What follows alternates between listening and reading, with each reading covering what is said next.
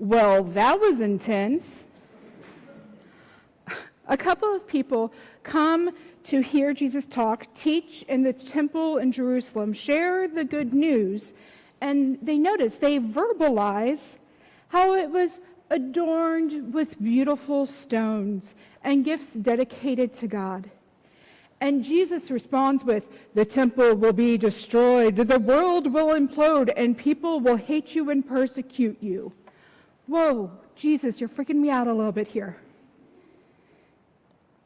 Here we are, a week away from Christ the King Sunday, which is the last Sunday of the church year. We're about to begin a new season, a new year with Advent and Christmas, full of hope and possibilities, newness, and we're ending this way. Not one stone will be left upon another. There will be wars and insurrections. There will be earthquakes and famines and plagues. You will be hated and persecuted. What a way to end. So final, so absolute, so definitive.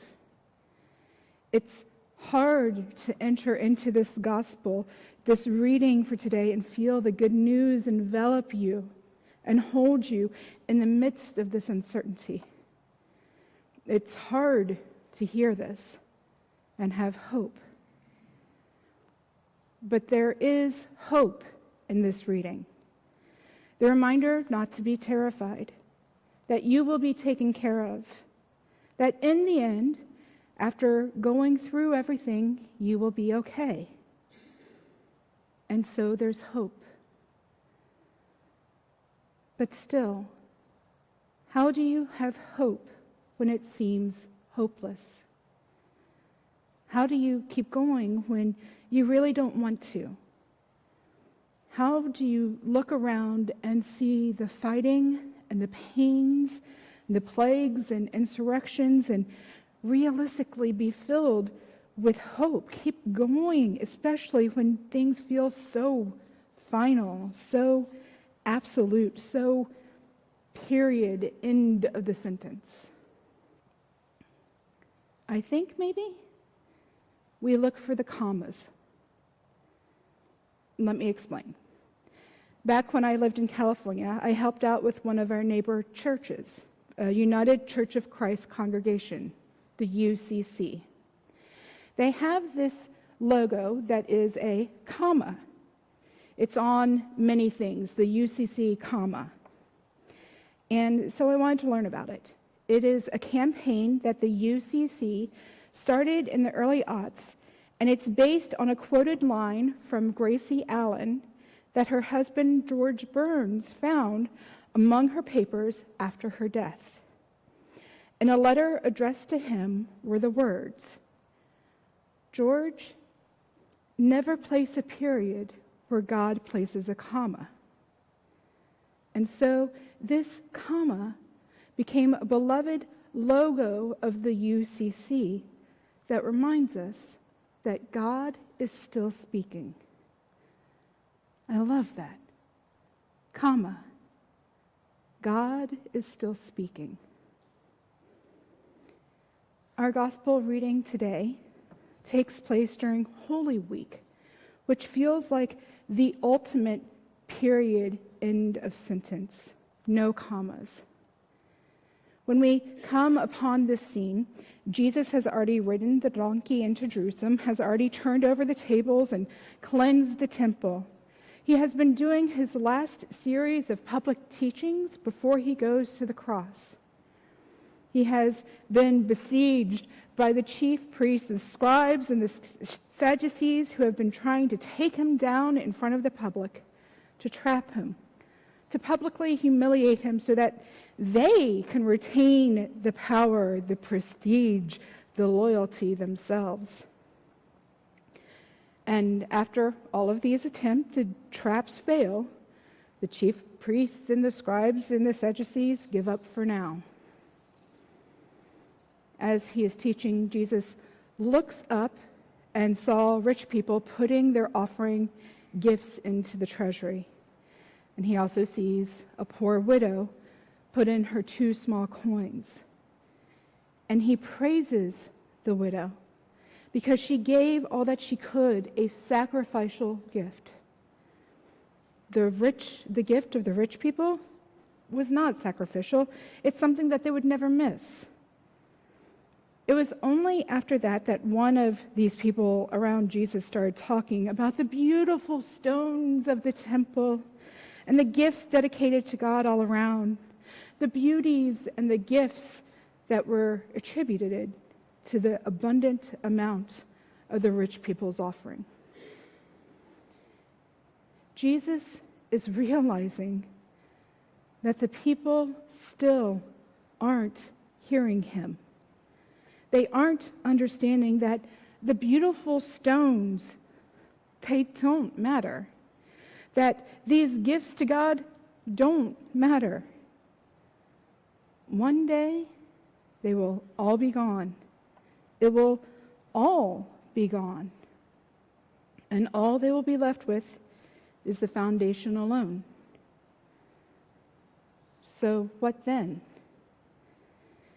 They aren't understanding that intention, that service, is at the heart of what God is asking us to do. When all of the beauties and the trappings are stripped away, what is one left with? What is the state of the foundation? Is it crumbling and faulted? Or could something different, something better be created upon it? And getting down to that foundation is painful.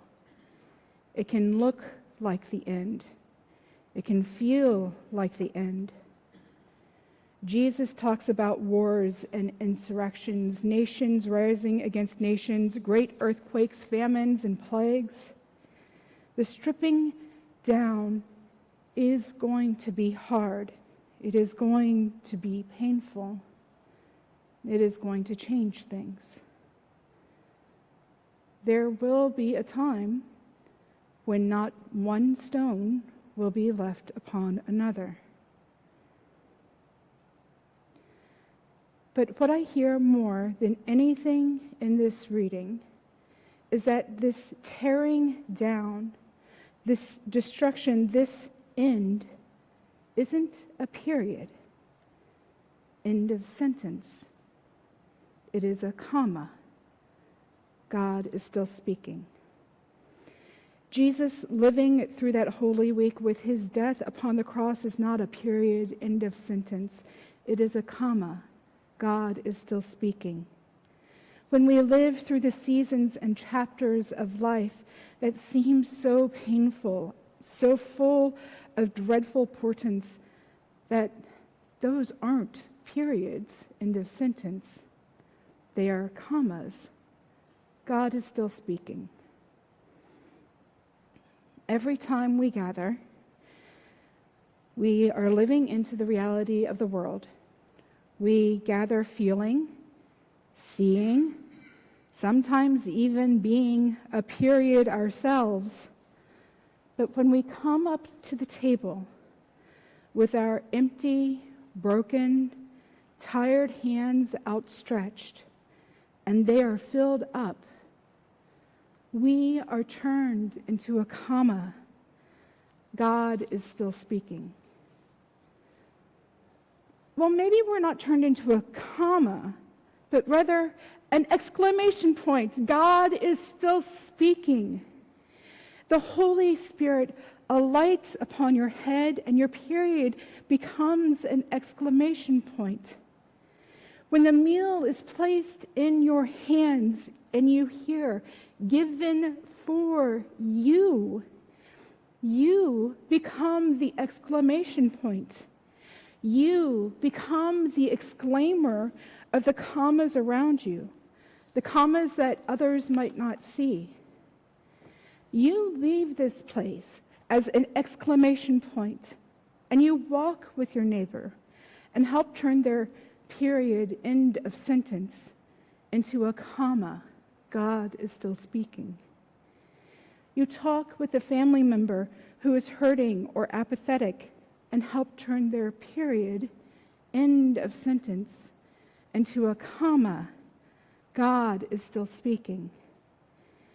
You serve the ones who feel forgotten, left behind, and help turn their periods, ends of sentence, into a comma. God is still speaking. In your exclamation pointedness, you get to point to the one, as Malachi says, who holds healing in his wings. In your exclamation pointedness, you get to live out the faith and the work that is alluded to in 2 Thessalonians. Faith that serves others, that doesn't just talk a good game, but that feeds the ones who are experiencing the period, full stop, of lack of food, of the ones who are experiencing the period, full stop, of loneliness, of the ones who are experiencing the period, full stop, of exclusion. In your explanation pointedness, you get to go out there showing the world that is full of periods, full stops, that the God of commas is here with them, beside them, among them.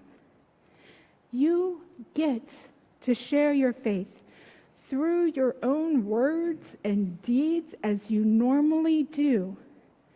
And that is going to be infectious.